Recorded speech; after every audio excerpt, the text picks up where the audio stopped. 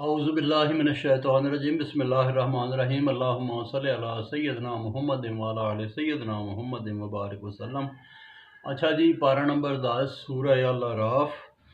اور اللہ تبارک و تعالیٰ نے فرمایا کہ مال غنیمت میں سے نبی پاک صلی اللہ علیہ وآلہ وسلم، ان کے قرابت دار، یتیم، محتاج، مسافر کا 5واں حصہ ہے۔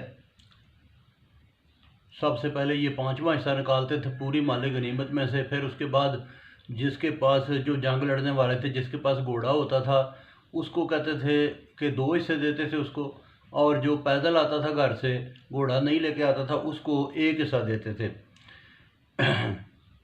5واں حصہ ہے مگر اہل ایمان جس دن بڑی فوجیں قرآن پر ایمان رکھو، اللہ ہر چیز پر قادر ہے، تم ایک طرف سے اور وہ دوسری طرف سے پوزیشنیں لیے ہوئے تھے اور قافلہ نیچے اتر گیا۔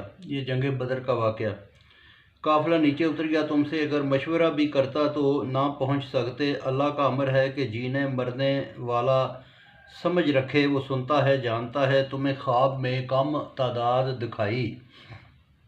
ویسے بھی ادھر جنگ میں جب گئے تو جب مسلمان دیکھتے تھے تو ان کو وہ تھوڑے نظر آتے تھے اور مسلمان زیادہ نظر آتے تھے۔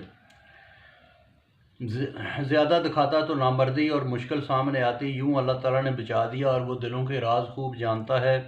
وقت مقابلہ تمہیں کم دکھائے مخالف، اور ان کو بھی تھوڑا دکھائے، تاکہ تمہیں وعدے کے مطابق کام ہو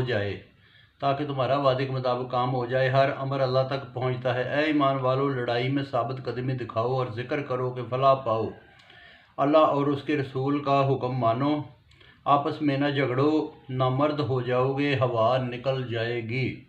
صبر کرو کہ اللہ صبر کرنے والوں کے ساتھ ہے۔ اس طرح نہ کرو جو لوگ گھروں سے اتراتے دکھاتے نکلے اللہ کی راہ سے روکتے، جو اللہ جو کرتا ہے اس پر وہ محیط ہے سب پر۔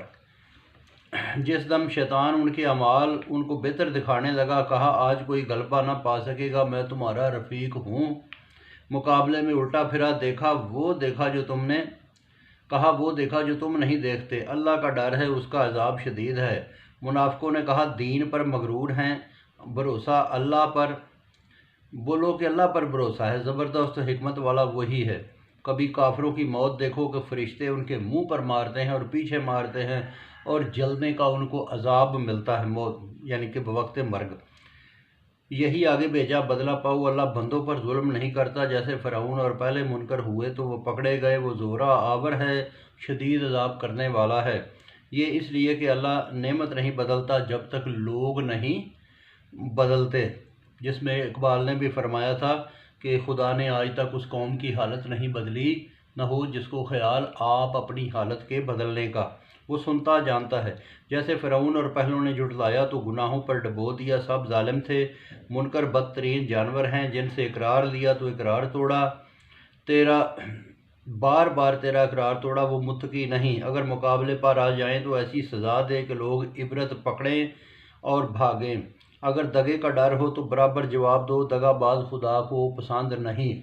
بہت شکریہ جی، باقی پھر سناؤں گا۔